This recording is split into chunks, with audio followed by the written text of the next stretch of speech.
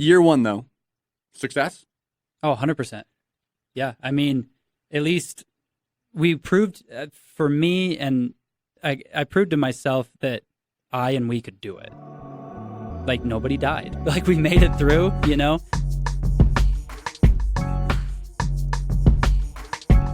All right, everybody. Welcome back to the Wedgies podcast. Today, we are lucky enough to have the full team again. It's been a few months since we've had all of us here to talk through some stuff. How we doing, boys? Doing good. It's been a busy few weeks. We've been working on a bunch of different projects, but it's good that we finally found time to get together. Yeah. Been a busy summer, and we'll talk about it. I mean, obviously, it's been really busy on the business front, but one of the biggest things we have going on is, Caden, you just got married. I did just get married almost a month ago. On Friday. Dang. And then Tanner, yours is coming up. Yeah. How long do you have left? End of August. That's crazy. So Yeah. not only are we busy, golf season, work season and stuff, but y'all are deciding to get hitched in the middle of it. So Yeah. We're adding caddies. Hey, there we go. Awesome. Well, the reason that we all wanted to get together today and to really talk and to go through some stuff was one of the biggest things that we do every summer, at least for the last 3 summers, has been the long day challenge. And if you followed us on our socials or you've listened to, some of the podcasts that we've been on recently, it's a big thing that we're pushing, which is, our golf tournament, the long day challenge. And so today, kind of what we wanted to do was go through what this last year's experience was like, talk about why we started the tournament, what it was, kind of how it all came together. And then also what we've learned in the midst of it and why we've decided to do it, because it's really, it's a unique event. And I think there's some learnings and some findings that we've found that are going to affect how we work with tournaments and tournaments that we work on going forward, but also I think some learnings that anyone who wants to run any 4-man scramble, 2-man scramble, shamble, or whatever kind of tournament you're putting together, there's some cool insights there. But I think where we should start is kind of what the origin of this tournament was, because it wasn't really our idea, to be honest. So I'd love to hear from you guys, kind of, walk us through the origin. Yeah. So we've told this story sporadically throughout different channels and things, and obviously different partners. And I don't know if we've ever put out like an outward facing, here's how it started, this is the origin story. So Tanner and I are brothers, obviously, if people don't know that by now. And our dad used to be the director of the Chamber of Commerce for the town that we grew up in, which is Heber City, Utah. It's like 10 minutes outside of Park City. And during the 4 years that he was there, obviously he was tasked with increasing tourism in the city. And so he concepted this idea, which ended up becoming the Long Day Challenge, but it was essentially 4-man scramble, 72 teams playing 36 holes all in one day, handicapped event, everything A to Z from, the branding of the tournament, the name of it, but also finding the teams, finding the sponsors. So he was in charge of kind of all of it. And he owned the IP to the tournament and, everything on that front. And when he left the chamber, he obviously owned it. So he took it with him and didn't really do anything after those 4 years. So I think it was 13 years later. Or so, somewhere in there. When we started Wedge, obviously when we talked, we knew we wanted tournaments to be kind of a vertical within the company. And our dad was just like, why don't you bring back the Long Day Challenge? I own it. I'll just give it to you guys and you can take it and run it. And so about 13 years after the first year that he did it, we brought it back. And that's kind of how it came to be again. Obviously, we rebranded it, changed some stuff up, but the format and the draw is the same. Yeah, I mean, the rule sheet is his original rule sheet that we give out to all the team captains, just with the years and locations changed. Like the format hasn't changed at all. We've spruced up some of the branding and stuff, modernized it a little bit from where it was 13 or so years ago. But and then we don't have the tourism angle. That wasn't our angle with it. So when Dad did it, it was between Wasatch and Soldier Hollow in the same day. So you'd play 18 at one and then drive to the other one to play the other 18. We didn't want that logistical nightmare because we didn't need to boost tourism in the county.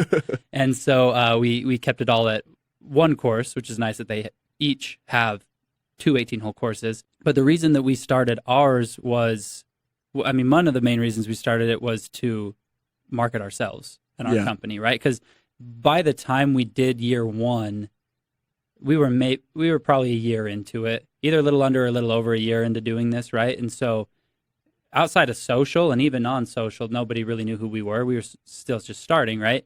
And so we wanted to have a way to market ourselves, get in front of golfers so they would know who we are, but then also be able to network with other businesses and companies in our area as well. Yeah. I think the fun part about it, for Tanner and I, it's been such a part of our history growing up. And it's funny because for the 7 years now that it's happened, between the first 4 that our dad did and now the 3 that we've done, we've still never had a chance to play in it. No. Because when we were younger, our job was to fill swag bags. When we were like kids. Yeah, we were probably 8, 9 or so. Yeah, we somewhere were in there. Yep. And it's funny because I remember vividly filling those swag bags and going like, oh, these shirts are awesome. These hats are awesome. And our dad had Monster as a sponsor for a number of years. And I remember we wanted to drink the Monster so bad. There was always leftover, but we were so young that it didn't fit any of us. And, you're not going to give a 9-year-old a 200 milligram caffeine Monster. Yeah. So it was always just this feeling of like, all this cool stuff is right there and we're touching it all, but we couldn't be part of any of it. Well, and that's what's really interesting is obviously early on, yes, you were involved in the fact that, you were around it, you filled swag bags and stuff like that. But, I remember very clearly when Tanner, I remember you were the first one that mentioned it, to at least to me, kind of saying like, hey, there's this idea, there's this tournament. And we were all really excited about it because there's already a little bit of a momentum behind it. There's already a little bit of an opportunity there. But beyond filling swag bags, we'd never done a tournament before. No. We had no experience in this realm, and it was a little bit bold of us to look at, okay, not only are we going to go out and run a 4-man scramble, which as golfers we've played in so many, there's a format, it's very clear, it's A plus B equals C. We kind of said, let's take on the biggest amateur event in Utah. Let's make it 288 golfers. Let's have them play 36 holes, and let's rent out 2 courses instead of just 1, and add a derby element. Like, it's so much more. Kind of walk me through, as we first kind of went through that, what memories do you have of the figuring it out process? From the first year? All I remember, the first year was stress. It's still stress every year, but it's tapering down, which is nice. First year was stress. First year was, I just remember it was this looming feeling of like, are we going to fill it? And we went into it, all 3 of us talking about it, we're like, hey, break even would be great. Oh, yeah. Like, it was a marketing play. Yep. Well, and we're a young company, we're growing obviously, but to go rent out a 36 hole financially facility, it was a risk. It was a huge risk for us. Yeah. And obviously we were relying on the popularity that it had when our dad ran it, but the market had changed so much, people had changed. There's guys that played in it that probably weren't even alive now. Like, the market that was once there when our dad ran it wasn't the same. For sure. And I remember very clearly going over like, financial numbers and sheets and trying to look at stuff. And it was like the ad buy of $1,500 to $2,000 a month was scary for us, let alone the tens of thousands it was going to cost to actually rent out the course. And the food and everything. And the other thing too is running it as an independent business is so much harder than doing it through a chamber of commerce, right? There's already those relationships in, set in stone and contacts and things like that. And with our dad being the head of that, there's other businesses in the area that will gladly donate, gladly hop in because it benefits them. Right. But when it's, people they never heard of, 3 or 4, barely graduated kids from college that say, hey, we're bringing this, there's not as much buy-in. And so that was definitely tough. Like, if somebody pitched what we did to me now, my response would be, who do you think you are? Probably not. Like, why would you do that? Why are people going to come play in your thing? There's 1,000 of these. Why is this different? But I don't know. Walk me through. We've talked a lot about the the format's different here. 36 holes, the 72 teams, 288 golfers. What do you think was the draw for a lot of those guys year one to come out and play? Yeah, I think there's a couple things. I think one, like the location. So the first year we played it, we did at Soldier Hollow Golf Course in Midway. 2 fantastic courses there. Views are great. The course is fun but challenging as well. Like it's straight up, right? It's pretty hard to to fake it on that course. And so I think the competitiveness of the tournament was obviously a huge draw. You talk about it's a 4-man scramble, but there's no mulligans, there's no licorice ropes, there's no those kind of things that you find in like a charity golf tournament where you can buy a win. We'll call it, yeah, you know. So that's not a part of it. It's handicapped. You can't be over 24 to play in it. Can't have a spread greater than 15 between your lowest and your highest guy. Everybody has to have a GIN. We check it. That's like a little bit more serious than your average. Hey, I signed us up for a scramble. You want to go play in it? Type of deal. Yeah, and you know we've grown up playing in a ton of scrambles. I know you did too. It's so infuriating when you go out with a solid team and you say, you know, I think we got a real chance. You come in at like, I don't know, 22, 3, 25, whatever. And then there's these guys that were hammered on the course, you know, in wife beaters, and they come in at like 30. And you're like, how the freak did they beat us in this event, you know? And so I think for guys that like love the true competition of golf, it allows you to still have that, but in a team format. And I think that's so attractive to golfers that want to take it seriously. Totally. And like you said, we've all played scrambles most of our lives. Mm-hmm. I can't think of, I would say 99% of scrambles I've shown up to, I have not walked into saying, I think I'm going to win today. No, even if you're playing well and you have a good team, and because there's always, and I'll say this with our tournament is you have 2 4-man teams on a hole at the same time. Mm-hmm. You have 8 guys on the hole at the same time, and you're keeping your score and the other team's score like you would every in a stroke competitive is watched. event. Yeah. Yeah. And I think the other thing too, to your point, that makes it so attractive is there's only a window of time, and it's one time a year, right? The summer solstice, that provides the opportunity for us to extend it that far. And so I think it's almost kind of this like rarity that like, oh, there's only this window of time during the year that this event can even happen. And I think that just makes it more of an event. Makes it exclusive, yeah. So it's like guys can prepare for that. They know it's coming, and they know that once it's passed, there's not an event that will ever be like it until next year. So it's kind of this window of time that they have to be on top of and think proactively to get involved in. Totally. And that's, again, we knew we had something interesting, something kind of like, okay, this is attractive to us.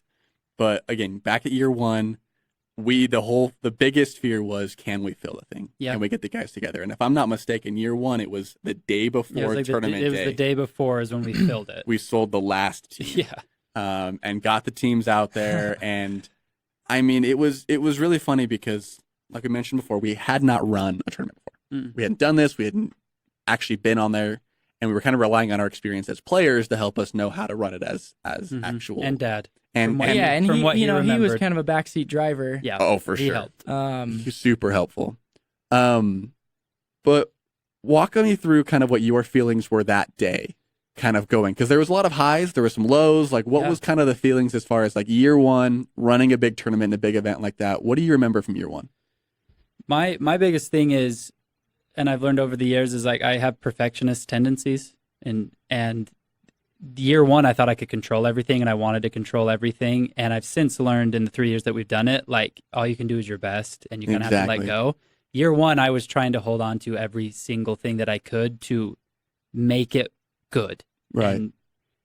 And so when things didn't go well that were kind of out of my or our control, that was hard for me and stressed me out because I wanted every single person that came and played in it to walk away, even if you were last place, to walk away from that thing going, I got my money's worth at the very least. Oh, yeah. And then on top of that, I wanted them to go, I want to come back again next year.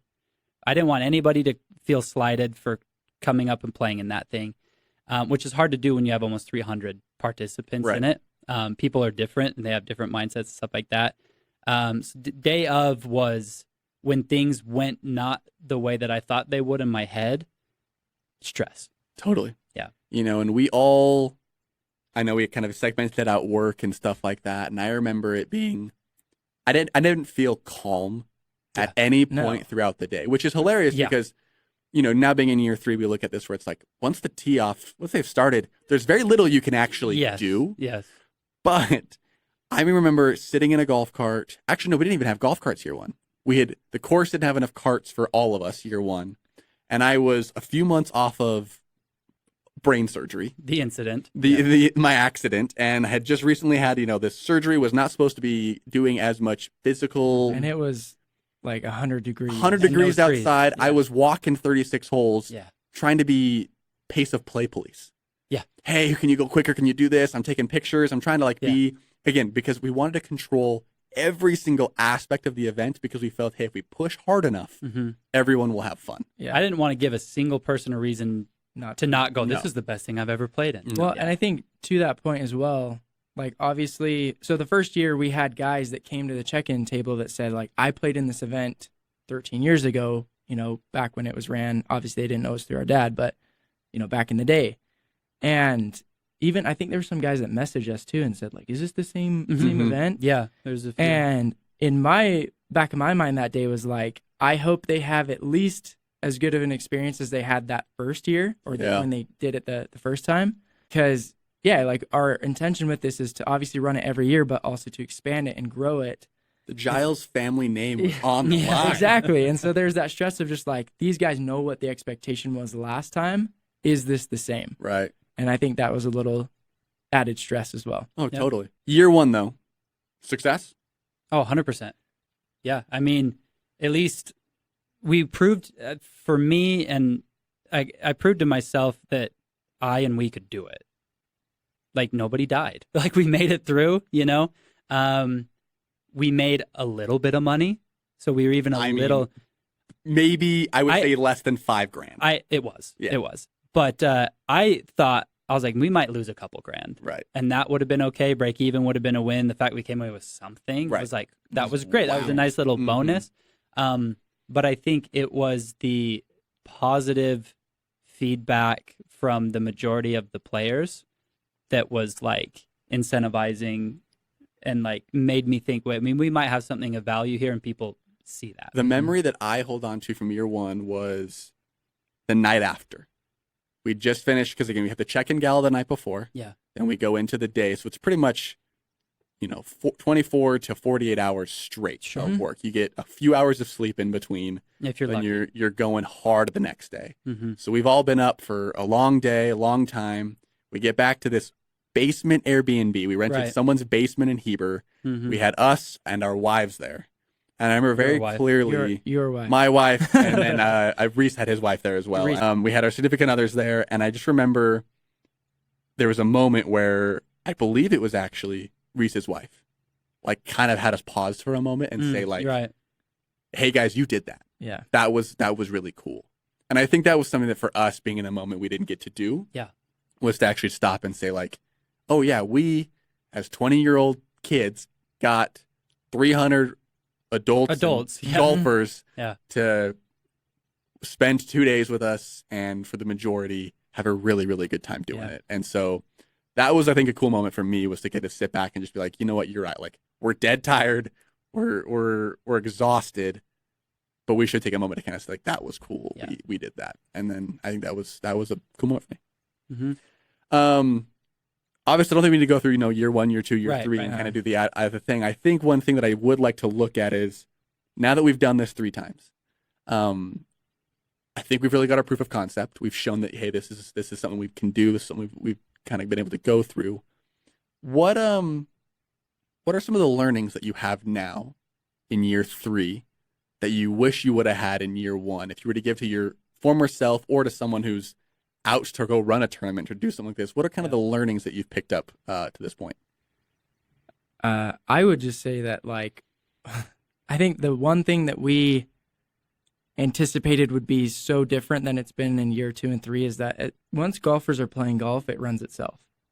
And, like, I remember that first year, like, I think each one of us individually had to have done 6 or 7 loops between each course. Oh, yeah. And we were so on top of the players, probably a little too much in that first year, of just like, hey guys, let's pick it up. And so You have half a hole ahead of Yeah. you, da-da-da. Like, yeah, we were Well, and on Dad was so, preaching pace of play. yep. it. Right. And so we're like, this is a huge deal, or we're not going to finish in time. And the logistics too of just the flow of the players and the course was a huge learning from year 1 to year 2. Obviously, we switched the venue from year 1 to 2, Right. which definitely helped as well. But I think it really showed that, like, okay, while they're out playing, we can focus on improving the other experiences that they're going to have, because we can only do so much while they're actually playing golf. Right.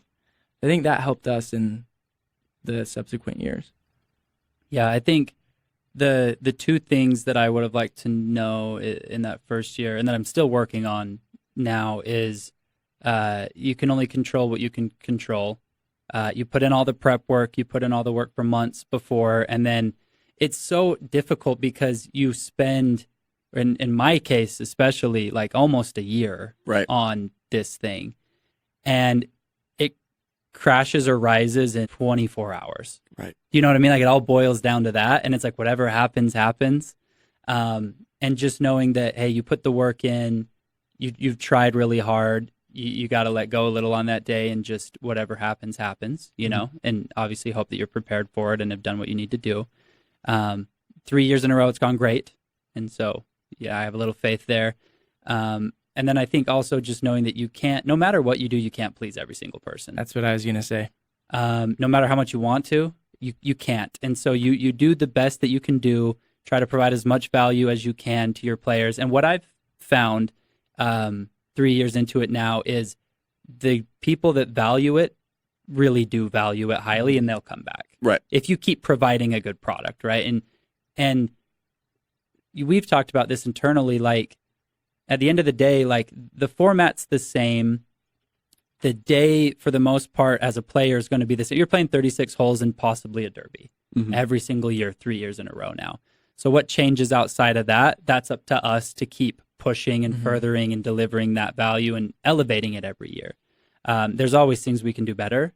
I think it's important what you said, too, kind of reflecting on the wins that you've had, because that can be hard to do when you're in the middle of trying to elevate everything. But at the end of the day, just knowing you can't please every single person, you will have a little bit of turnover, but it's been really inspiring, at least for me, to see the amount of repeat players that we have had, and kind of going, okay, I think we've got something here, right? And they realize that. And to add to that too, it's kind of two facets, right? Like, you can't please everybody, but also we've realized that this tournament isn't for everybody. True. And I think in the first year, we wanted to sell it out. Yeah, like, I mean, obviously we're scrambling to We would kind have of taken get anybody. yeah. But I think realizing that, like, your average scramble player that is going to go buy, 6 licorice ropes and everything and buy mulligans, like, they're probably not going to have as good a time in this event, because it's not catered to their style of play or their expectations. Or skill set. Yeah. So I think it's, cheating. again, it's two facets. But, and that's the one thing, Tanner, that you hit on that I want to mention as well was, we talk about value and how do you provide value to people. And when you're building a tournament, or you're building a product, or you're building a company, there's a difference between value as you see it as the business owner, as the tournament runner, and perceived value for a customer or for the tournament goer. It's really interesting because as we have our swag bags, and the swag bags, we know the dollar amount that swag bag is worth. This year it came in, I believe, a little over $400. Just over $400, yeah. Which, in theory, is more than every golfer paid to play before the in golf, the event. Before the food, before anything. And so just the bag they received. And so in our perspective, it'd be really easy as a the runner of the tournament to be like, oh, they've already gotten their values worth. Yeah. Yep.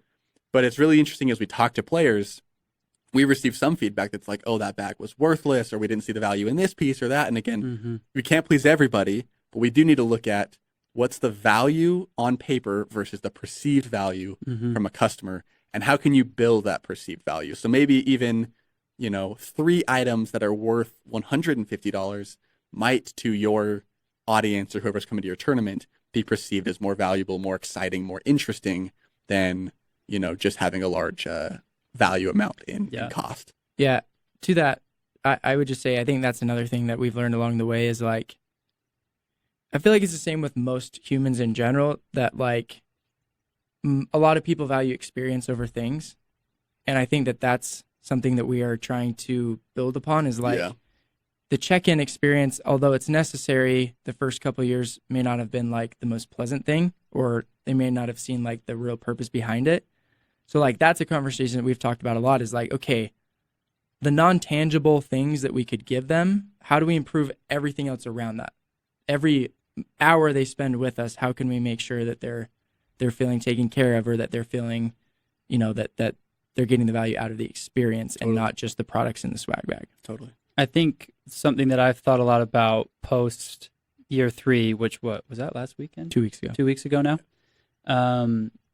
is what Caden was saying, where this tournament isn't for everybody, and identifying the like ideal team and ideal player for this event, what their mindset is, what they like, what they don't like, and kind of catering towards that instead of trying to cater towards everybody. Because, you know, we get a lot of feedback and appreciate all the feedback, whether it's good or whether it's bad, because like our goal at the end of the day is to elevate this experience every single year and get better every single year. And we know that we can do that.